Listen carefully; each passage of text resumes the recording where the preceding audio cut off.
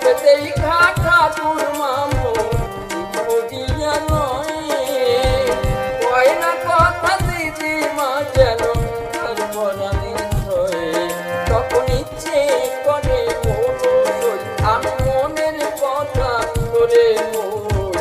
আছাড় দিয়া ভাঙি ভাতের হাড়ি আইলো জানিব আমায় বেশি পিসির জন্যে পিসা মশাই বৌদির জন্যে বড় ভাই কিনে আনে শাখা সিঁদুর শাড়ি